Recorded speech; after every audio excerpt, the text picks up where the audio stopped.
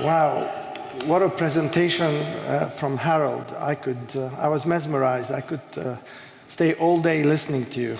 So thank you so much. Really enlightening, and I really appreciate it. I don't have as many beautiful slides as Harold had. I only have one slide, which you will see, but it will build up throughout the session. So, as Harold said, the importance of networks and how better survive in times of disruption is very similar to what the internet is today. The internet is a collaborative network of networks. It has operated for its entire life by a multi-stakeholder community who work together to solve policy, technical challenges on a consensus basis. And really, all of us gathered here today in this room, we are part of this multi-stakeholder network and community. And prior to joining ICANN in 2010, I spent a lot of time in the financial services industry. And by the way, Harold, I built many stock exchange systems around the world, and I could see the cemeteries not too far away. And I often wondered, which one am I going to? But I can tell you, in this financial world, as with many other parts of life, people networks are what it's all about. So I'll be speaking for the next 30 minutes or so. And during those 30 minutes, I would really like to bring to your attention 8 topics or 8 messages on behalf of the ICANN board, so that it gives you an insight into what the ICANN board is thinking. So the first message, and every time I speak about one of those messages, I'm going to put it on the screen, so I hope this one works. Right.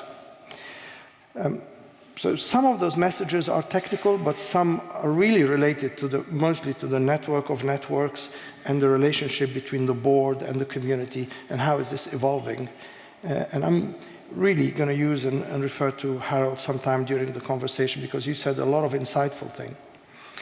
So the first message is that the domain name system, DNS, is not only surviving pretty well in these turbulent times that Harold mentioned, but arguably it will strengthen over time. We see this as an evolving and positive picture. So when ICANN was created to coordinate the DNS less than about 20 years ago, there were only 150 million users. Today, more than half of the population of the planet, approximately 3.5 billion people, are using the DNS. And this growth will continue. And we are promised tens of billions of connected devices coming online in the next few years with the arrival of newer technologies, such as the Internet of Things. So throughout this growth, the stability, resilience, robustness of the DNS will be strengthened. And will be strengthened because of things that Harold said, because of you, because of that network of people and organizations all over the world working together in a collaborative way. You mentioned variety.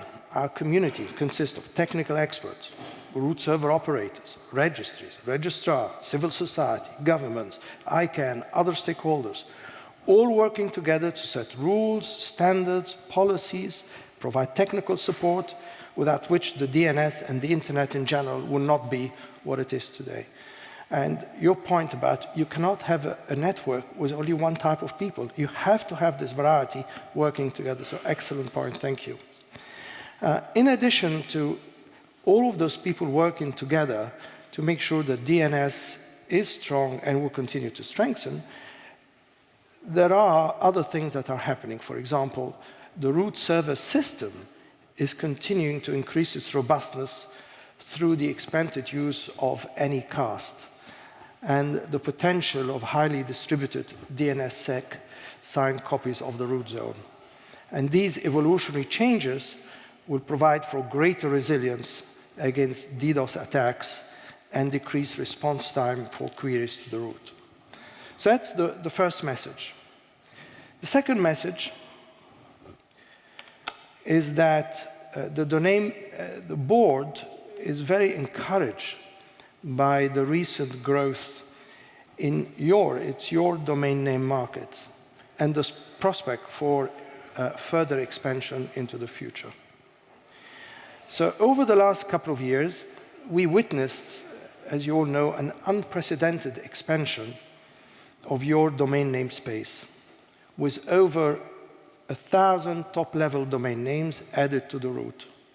To be very precise, we exited 2016 with 1,215 of a possible 1,229 new GTLDs delegated. Part of this expansion was the introduction of the internationalized domain names, IDNs. More than 100 GTLD applications were specifically for IDNs. And this means, and reinforces again the point that Harold made, that DNS users across the world can now engage online using a domain name entirely in their native language and their native script. So let me share with you some figures related to growth and market share. As far as growth is concerned, from October 2013 to March 2016, new GTLDs have acquired approximately 50% of the increase in the number of registration in all GTLDs, and 32% of the increase in the number of registration in all TLDs. That is GTLDs and CCTLDs combined. Sorry for using acronyms, but I expect this audience to be very used to these acronyms. And as far as market share is concerned, new GTLDs account for about 9% of the total number of registration in all GTLDs and about 5% of the total number of registration in all TLDs. With regards to the second-level domain registration, we also see some continuing growth at a slow rate, but steady. So from 2013 to 2014, the growth was 4.6%, and from 2014 to 2015, the growth was 7.3%.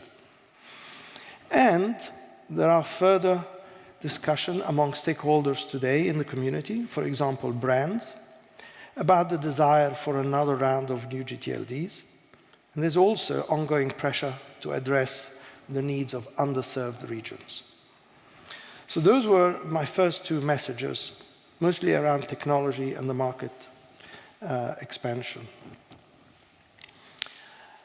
My next message, and the third one, relates to the possibility of a next round of new GTLDs. And the message is that the board believes that it is the ICANN community that it is the one that will shape the next round of new GTLDs and not the board. So with most of the new GTLDs added to the root, we are now increasingly focused on reviews of the latest round.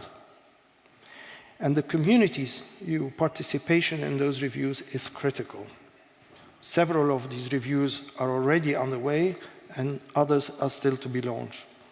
So for example, we are in the middle of one of the most important reviews called the Competition, Consumer Trust, and Consumer Choice. And this review is to determine how the marketplace have responded to the introduction of new GTLDs, and how have they been used in all regions around the globe. Early findings are promising. So the ICANN community, you will use the thorough analysis from these reviews and the lessons learned to shape the policies for a next round and possibly a new applicant guidebook. The community will also indicate what the appropriate timing should be. The board's role is limited to overseeing that community process. My fourth message is related to the IANA transition that took place last year. It is our view that the transition would not have happened if ICANN and its community had not evolved the multi-stakeholder model of governance. So as many of you know, for historical reason, the US government used to have a role of overseeing ICANN's performance of the IANA functions through a contract with ICANN. Now that contract expired on the 30th of September 2016, and that oversight role was passed to the Internet global community, simply because ICANN and its community were able to enhance their model of governance to meet the transition criteria set by the US government. Those enhancements to the model were developed over a 2-year period by, again, thousands of volunteers networking across the globe. They ensure that the US government previous role will never be replaced with another government-led or intergovernmental organization solution, and that the Internet will remain a platform of innovation, economic growth, and free speech. And without such safeguards in the new model, the transition would not have happened. So let me illustrate an example of that related to IANA. So for names in particular, 4 new structures have been established. First, the formation of a non-profit legal entity known as the Public Technical Identifiers, PTI. Today, PTI is responsible for running the operations of IANA in that separate legal entity and has its own board. So there are checks and balances. Second, the creation of a multi-stakeholder customer standing committee. We call it CSC, responsible for overseeing the day-to-day operation of this PTI. So you have PTI and you have CSC overlooking it and making sure that the operation meets all contractual obligations and service level expectations. Third, around PTI as well, there's another committee, a multi-stakeholder IANA function review team, IFR. And they conduct a periodic review of the performance of PTI. So the first committee do day-to-day operation performance review. The other one do periodic review and see if there are changes needed. And then fourth, and finally, the establishment of another committee called the Root Zone Evaluation Review Committee, RZERC. And this is where another part of the variety of the community, the technical expertise, are brought in to evaluate any proposed changes to the protocols, the data structure, or operation of the root zone provisioning and distribution process. Why am I saying all this? I'm saying all this because those 4 things, PTI, CSC, IFR, RZERC, were precisely the type of safeguards that gave comfort to the US government. And the US government was well assured, therefore, that post-transition, the ICANN community will be empowered to directly oversee the operation of the IANA function, which is really the role that the US government used to do before the transition. So my next message from the board is that the reforms to the ICANN governance structure had to be accompanied by far-reaching accountability reforms. Now, in parallel with the transition proposal, and I described to you those 4 structures, that was really the main transition proposal, the ICANN community developed new accountability mechanisms. And they would have been adopted by the board, even if the transition had not taken place. The new accountability mechanism were overdue, and in the board's opinion, they not only underpin the multi-stakeholder model of governance, they also strengthen it.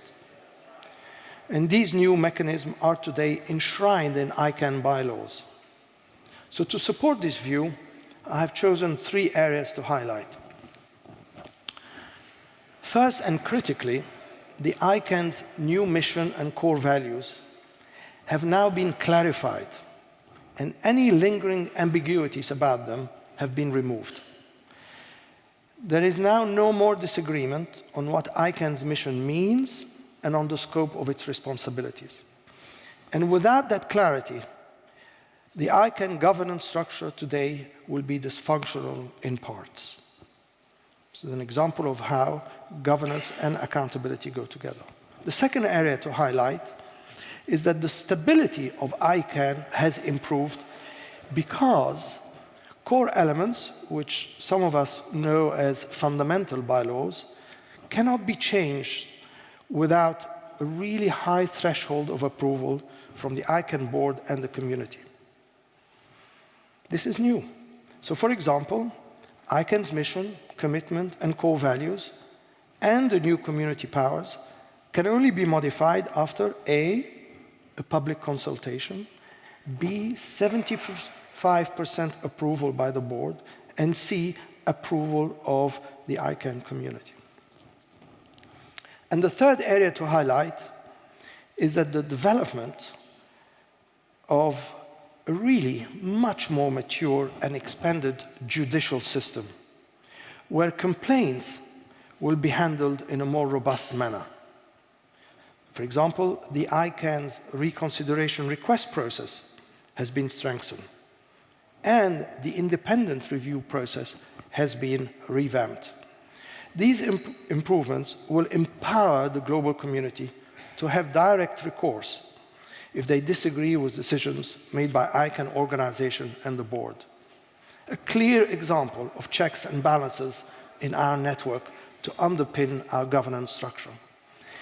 And at ICANN, we're not done yet with accountability reforms or mechanism. So more work will be carried out in 2017 by the community to address things related to diversity, as mentioned earlier, transparency, human rights, staff and community accountability. Most of the accountability mechanisms before that were about the board's accountability. Now the community is doing the right thing and saying, what about their own accountability towards each other? What about the staff that are working? How are they accountable and to whom they are accountable? Discussion about jurisdiction, discussion about the ombudsman function, and appeal processes. My 6th message from the board is that the new governance structure and the new accountability mechanism will help further improve the trust between the board and the community. It was a question I'm going to ask you earlier. How much importance is trust in a collaborative network? Very important that people trust each other. So since ICANN inception in 1998, there were several reforms that took place. The first major reform was known as the evolution and reform process. It took place in 2002. Then other reviews or reforms, I call them, ATRT1 and ATRT2, followed in 2010 and 2013, respectively. But despite these reforms, the trust between the ICANN board and the community was at a low point when the work on the transition began 2 to 3 years ago. The community wanted more radical reforms. The transition was the catalyst for change. And the new accountability mechanism adopted immediately after the US government contract expired constituted a true paradigm shift, a game changer.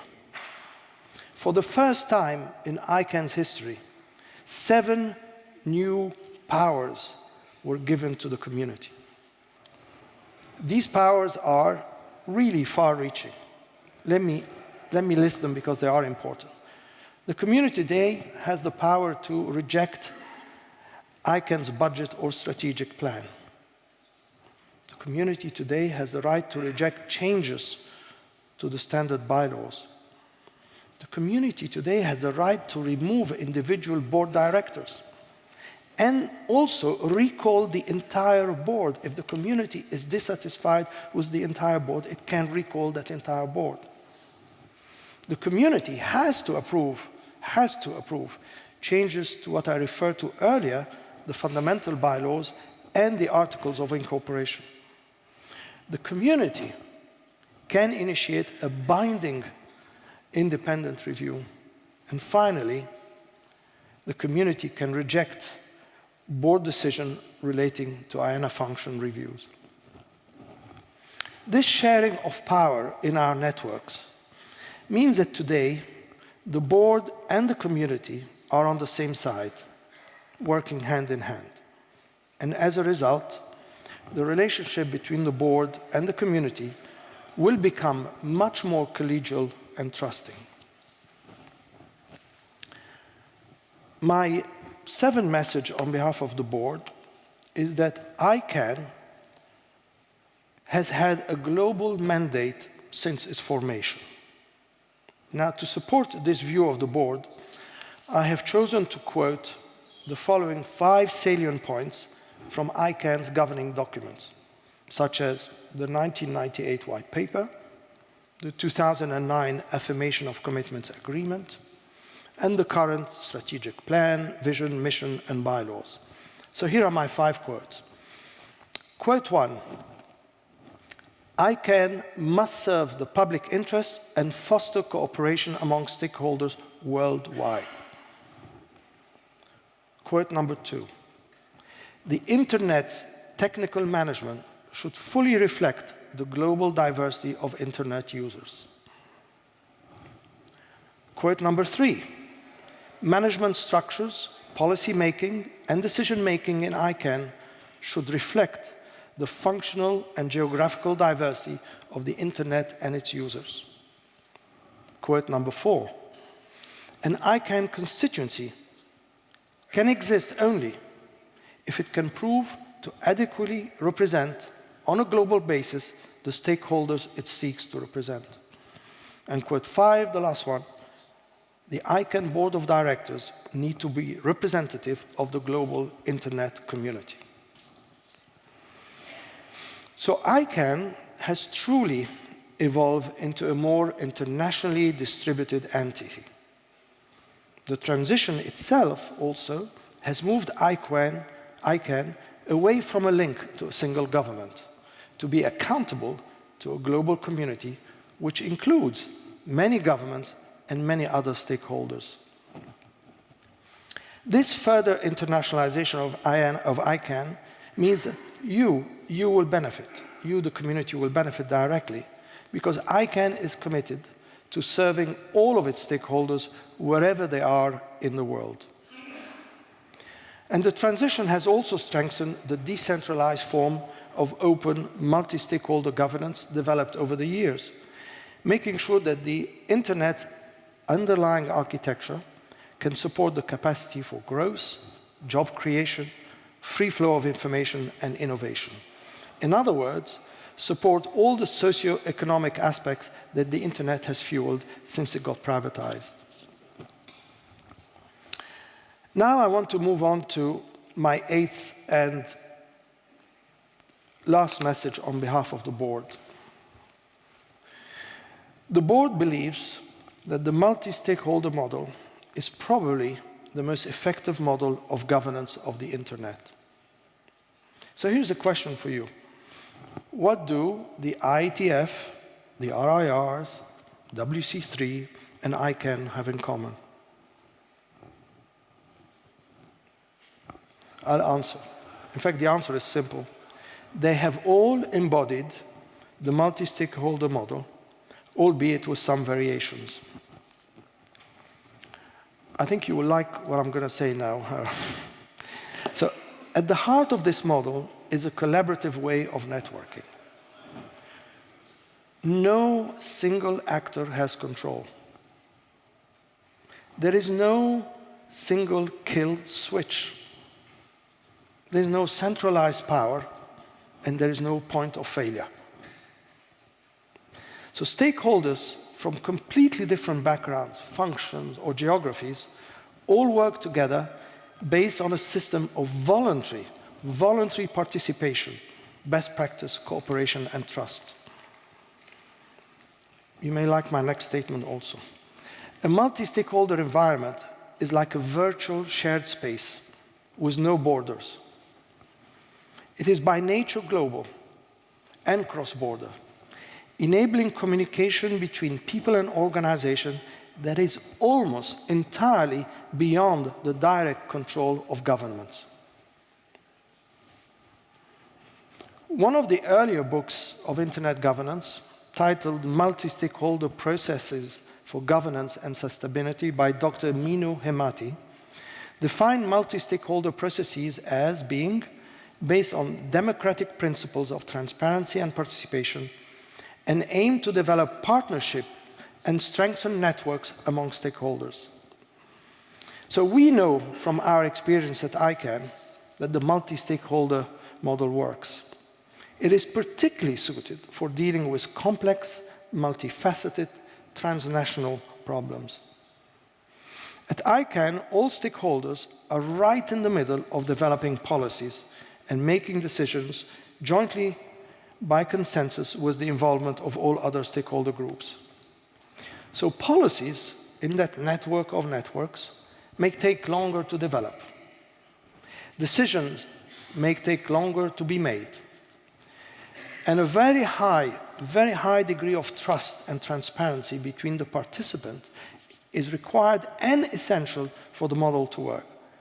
But the end result is a much better and more sustainable solution.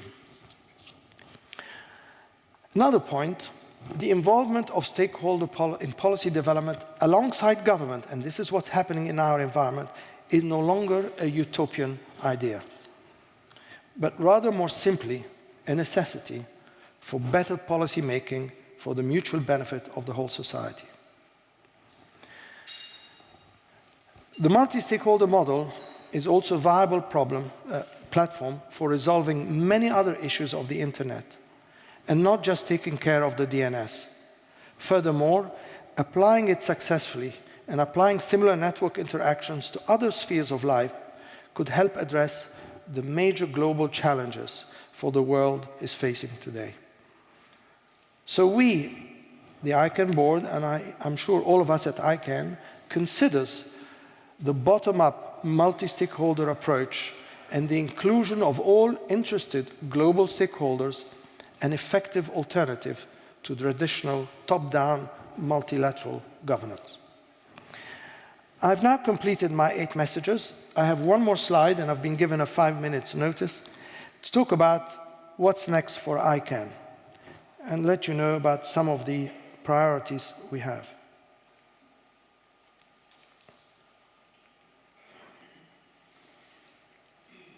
Wow, I don't know if you can read this. Okay. So what's next for ICANN? The work continues to go on. We're never done. So looking ahead at the priorities we have. First one, the post-transition accountability effort, which we all refer to as Work Stream 2, is in full flow. This will continue to occupy many of us in 2017. 2, we have to complete as soon as possible the new GTLD program reviews, and the community, hopefully, will come to a point where it's going to make a decision about what the shape and timing of the next round should be. 3, we are also preparing for the key signing key rollover in October 2017. This is the process of replacing the current root zone, what is known as KSK, to help maintain the integrity and continued security of the domain name system. So network operators, in particular, will be paying particular attention to this. 4, I understand that later today or tomorrow you'll be touching on data protection in this conference. And ICANN, these are important issues, and they all notably evolve around the who is. These topics will have a number of dedicated sessions at the upcoming meeting of ICANN 58 in Copenhagen on 16th of March. If you're there and interested in the topic, please do attend.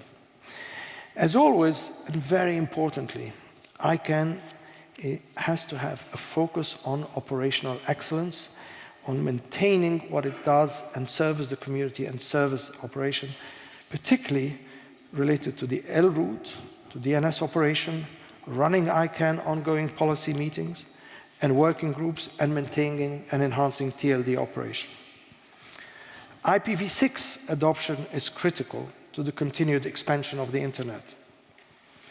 It will help accommodate the vast number of devices coming online in the next few years, and ICANN will play its part in promoting and facilitating the important role of IPv6, as well as the equally important role of deployment of DNSSEC in the DNS servers. So in closing, today's conference really presents us with a great opportunity to learn about each other, the different networkers around, and how about we interact and work together to strengthen our collaboration and the DNS. I hope that my talk has provoked some thoughts for your consideration, and that you have a better insight into the way the board is thinking. So lastly, I hope to see you all in Copenhagen at ICANN 58. If you cannot be there in person, please take advantage of the many ways of remoting jointly. So I look forward to speaking to many of you later today. I'll be here during the coffee, lunch, and most of the afternoon, and be delighted to speak and answer any other questions. So thank you very much.